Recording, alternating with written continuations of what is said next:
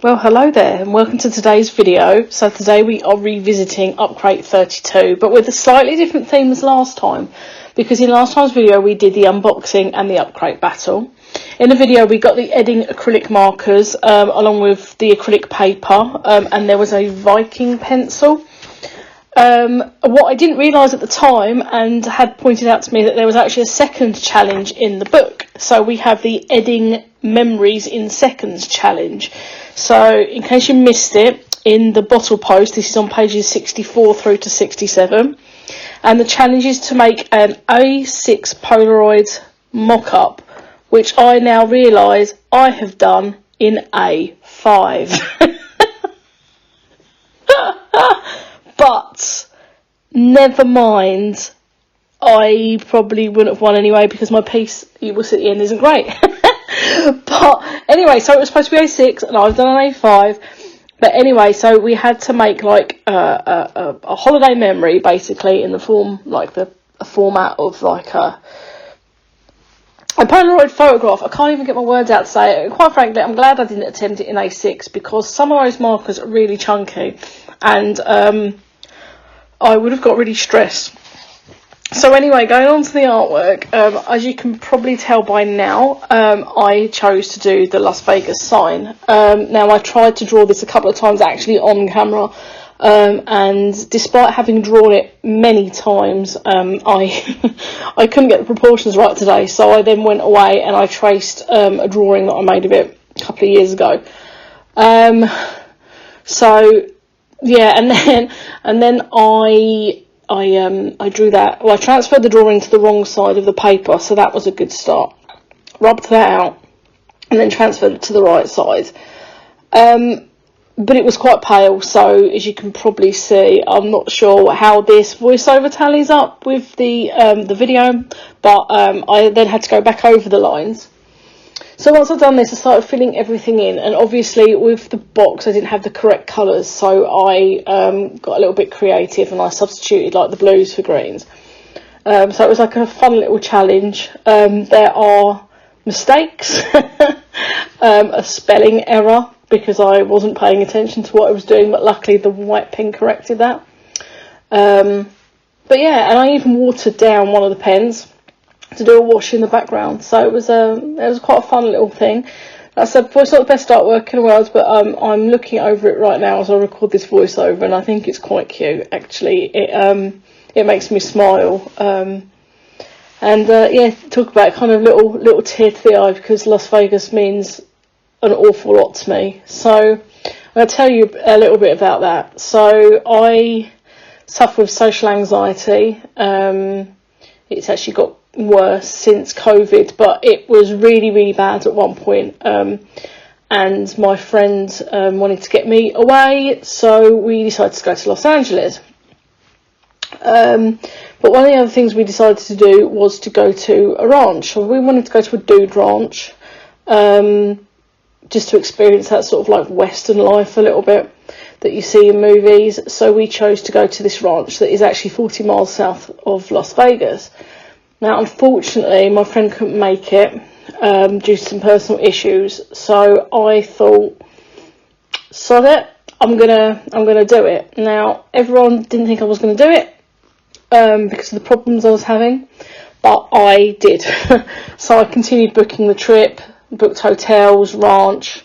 I booked the flight. I booked transport. So I rented a car and stuff like that.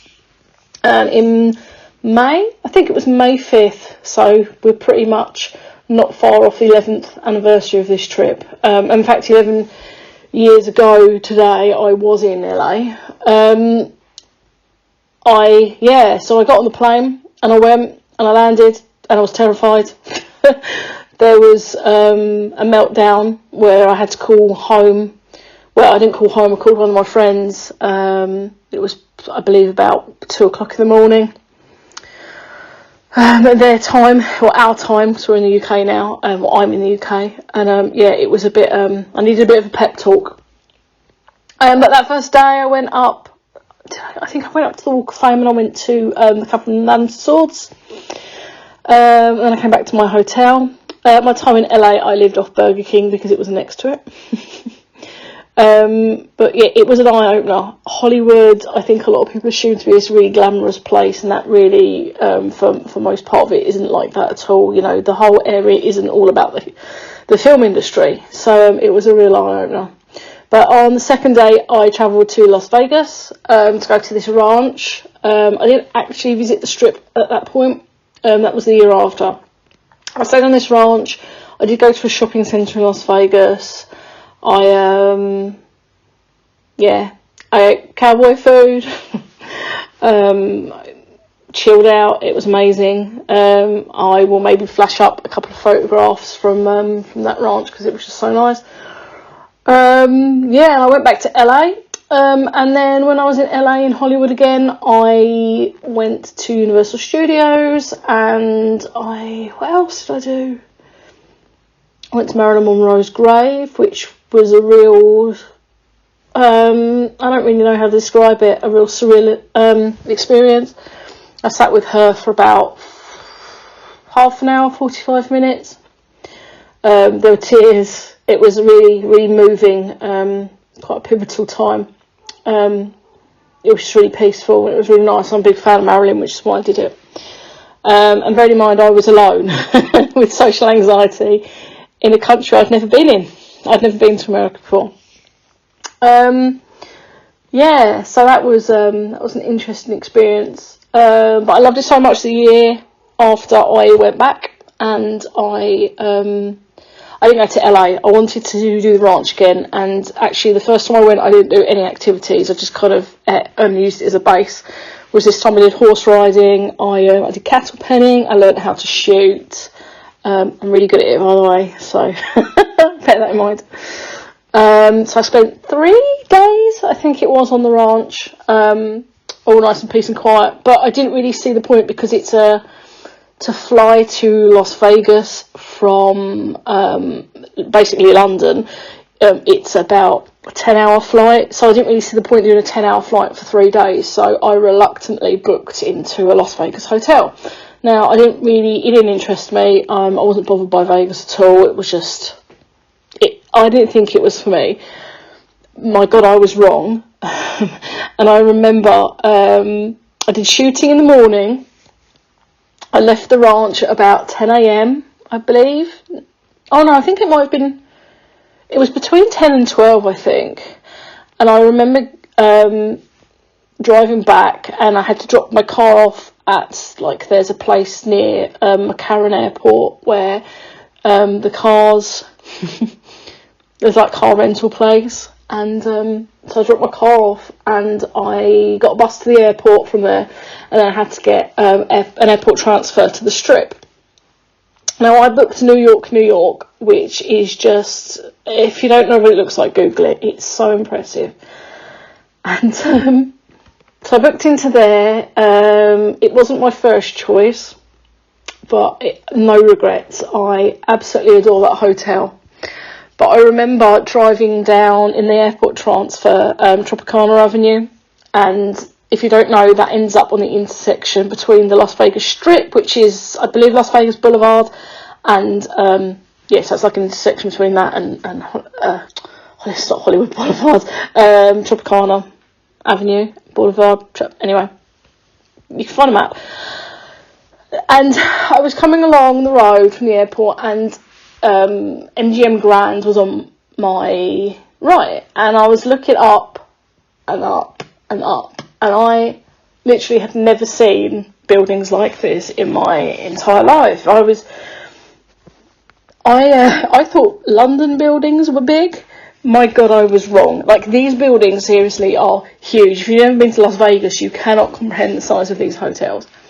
And I just remember suddenly looking forward and seeing New York. It just loomed out from around the corner. Now, it's one of the smaller hotels, but it's still a size. And I think I took one look at it, and I loved it. Just looking at the building, I loved it. And I remember just absolutely in awe of this beautiful, I mean, it's a facade, it's not real, but it's the New York skyline.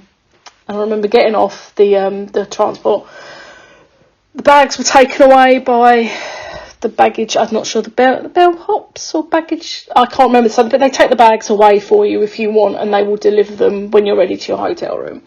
And it was too early to check in, so I went and I played a slot machine. And so, bearing in mind I had been in Vegas for not very long, I sat down at a slot machine. I put in $1 bill and I won $20. And that was the moment I knew that Las Vegas was the place for me. So I've been back there I've been six times, I think. I've been alone and I've been with other people. And I haven't got time to tell you all my experiences, but it's just the reason why I chose this was it's such a pivotal moment in my life. I just love the place. I think you can literally go and get lost there, wander up and down the strip. I've done so many times. I mean, you can get trams, but I like to walk it. It's about 5 miles long. And I feel myself there. I feel safe, and I don't think you would ever run out of things to do, because there's so much there already, and the chances of running out of things to do are unlikely because they add stuff all the time. One thing I like to do when I go to see certain sleigh shows, and it became a tradition that I went to see Zoomanity, which was the in-house show at New York. Now, unfortunately, Zoomanity did not come back after COVID, which makes me really sad, because I know that when I go in the future, I'm never going to be able to see it again. And that was a routine. One of the first things that I would do was on the morning after getting there was to go straight down to the box office and book tickets for that, and then I would walk down to the Las Vegas sign. So that's a tradition that I'm not going to be able to partake in anymore, and that makes me really sad, but there you go. Anyway, I have waffled on about why this is my choice and just a little bit of backstory on it for long enough. And we are probably towards the end of the video now. So, if you enjoyed the video, please give it a thumbs up. If you've not subscribed already, give us a subscribe. And if you hit the bell, you'll get notifications to new videos.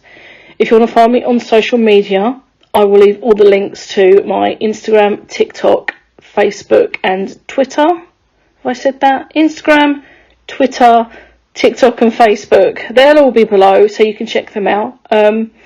And all there is to say is thank you for watching. Let me know in the comments below what you thought, and I will catch you next time.